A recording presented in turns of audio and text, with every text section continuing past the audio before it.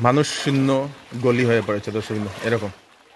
নমস্কার দর্শকবৃন্দ, আমি কৃষ্ণকান্ত সিনহা, শিলচর নিউজ আবার আপনাদের সবাইকে স্বাগত জানাই। তো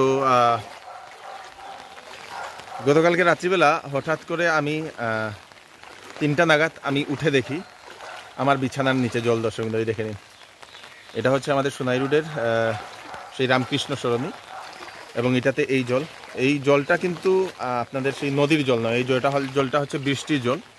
সোনাই রোডের রাস্তাটা উঁচু করার কারণে সোনাই রোড সংলগ্ন যে সকল এলাকা আছে সেই সকল এলাকা, আপনাদের শরৎপল্লী বলুন, আশুতোষ লেন থেকে শুরু করে সোনাই রোডের যে এরিয়াগুলো আছে সেই এরিয়াগুলোর জল নিষ্কাশনের ব্যবস্থাটা না থাকার কারণে আমাদের সোনাই রোডে আশুতোষ লেনে কুমোরের উপরে জল। দর্শকবৃন্দ কালকে দিনের বেলা ছিল, রাত্রিবেলা এটা এখান থেকে তো আরও বেশি, তাই না কি হবে।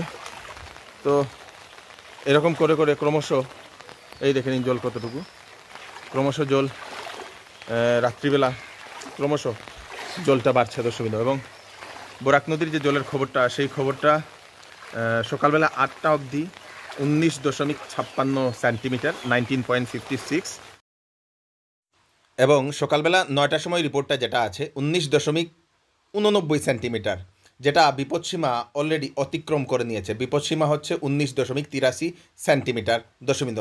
বিপদসীমাটা বরাক নদীর জল অতিক্রম করে নিয়েছে। গতকালকে রাত্রেবেলা, দিনের বেলা যে জলটা ছিল সেই জলটা রাত্রিবেলা আস্তে আস্তে বিপদসীমা অতিক্রম করিয়ে নিয়েছে দর্শকবৃন্দ। প্রায় হয়তো 2 মিটারের মতো বেড়েছে রাত্রিবেলাতেই দর্শকবৃন্দ। ভয়ানক বৃষ্টি হয়েছে গতকালকে।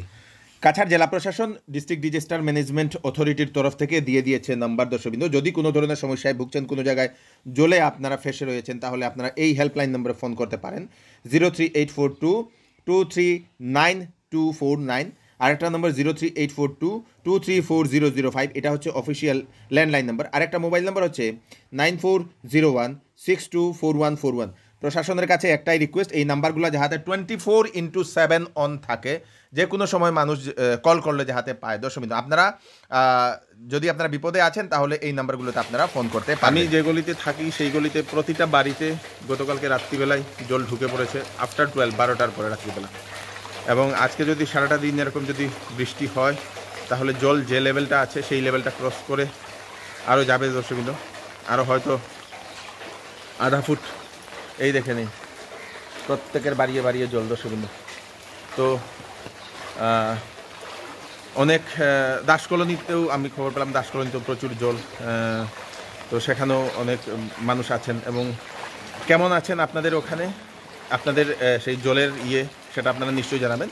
আমি একটু আমার গলিটাও দেখাচ্ছি, কয়েকটা বাড়িও আমি আপনাদেরকে দেখাচ্ছি, সঙ্গে থাকবেন। আমার ঘরে কতটুকু জল সেটাও দেখাচ্ছি। এই দেখেন কতটুকু জল,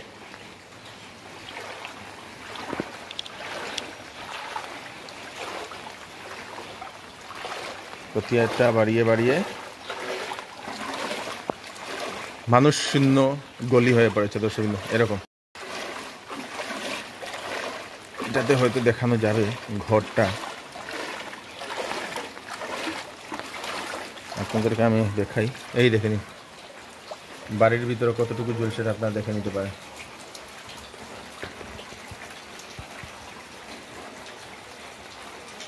হাঁটুর উপরে জল দর্শকবৃন্দ বাড়ির ভিতরে। এটাই হচ্ছে এখানে কন্ডিশন। এখানে সামনে অনেক দোকানপাট ছিল, সেই দোকানপাট সব কিছু জলে ডুবে গেছে।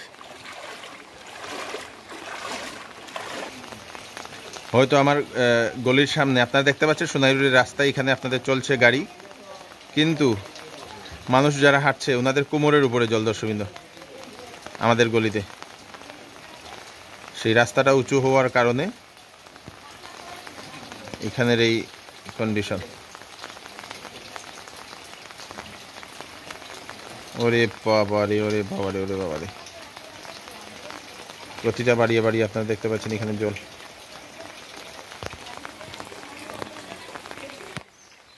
এখানে আপনারা দেখে নিন বন্যার জলে প্রাণ রক্ষা করার জন্য একটা ব্যাঙ, আমরা বলি খসখসা ব্যাঙ এটাকে দর্শকবৃন্দ। তো এটা হচ্ছে আমার রান্নাঘর দর্শকবৃন্দ। প্রচুর জল এটাতে।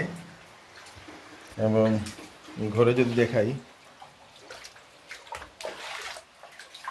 এই হচ্ছে ঘরের জল।